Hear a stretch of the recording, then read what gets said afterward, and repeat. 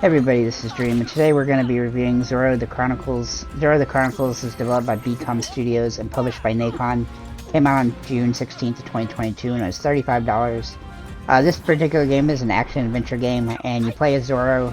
You actually have two different character choices, so you can do his sister Enos, or something like that, and Zorro. You can level up your characters by getting Z's that are going to help you get upgrades and things like that. This particular game, it's got a lot of interesting aspects. However, like, the combat is very kind of wonky and it's a little funky to play with because like, camera angles get really messed up, and even like your combos and things get really wonky and difficult and annoying in some places. Unfortunately, the game just doesn't really hit real good because of the issues with it. I managed to break the game a whole bunch of times, getting like glitched into walls and stuck underneath things, and also had a couple times where I would like swing at a character and then the character would get stuck in a wall, and then I would never be able to complete the area because he would get stuck in the ground or in the wall or something like that. Just so many little issues like that, as well as just the gameplay itself being, you know, tedious and kind of annoying in places. It seems like that there's just a little issue with the way that the gameplay mechanics work overall. The button mashing aspect of the game, kind of in a beat 'em up way, but it's not exactly, and it just doesn't work. It doesn't flow. Also, the missions are kind of all over the place. I had several times where the missions would actually just drop and I wouldn't be able to tell where I needed to go next. There was kind of an open world aspect to it, but it would just kind of get annoying when there was a big map and you couldn't figure out what you needed to do because the game, you know, like basically the AI kind of just shut off for no good reason. Just so many little issues like that and bugs in the game that just made it kind of difficult and unplayable in some aspects. As for achievements, it's actually pretty easy, unfortunately. You just have to beat the game on hard, which is pretty easy, and you'll pretty much get all the other achievements by just doing that. There's a couple that you do have to look up to see where you need to do them exactly, but they're all pretty easy. I wouldn't pay $35 for the game, unfortunately. That's just too high of a price for what it is, especially considering the fact that a lot of the problems with the game, you know, maybe those things can be fixed.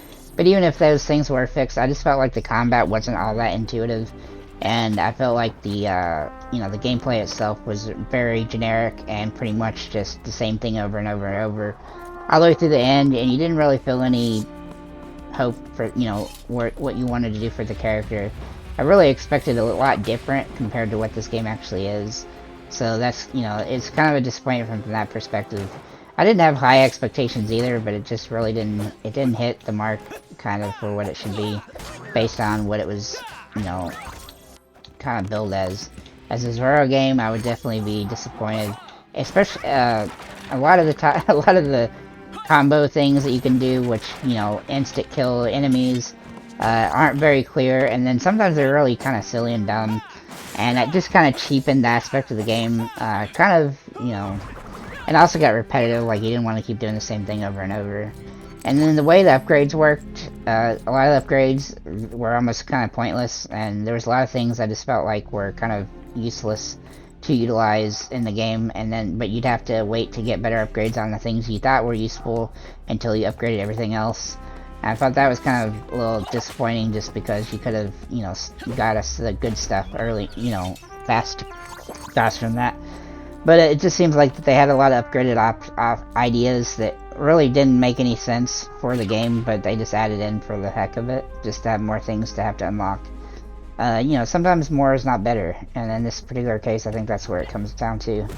Overall, for $35, I just can't recommend this game.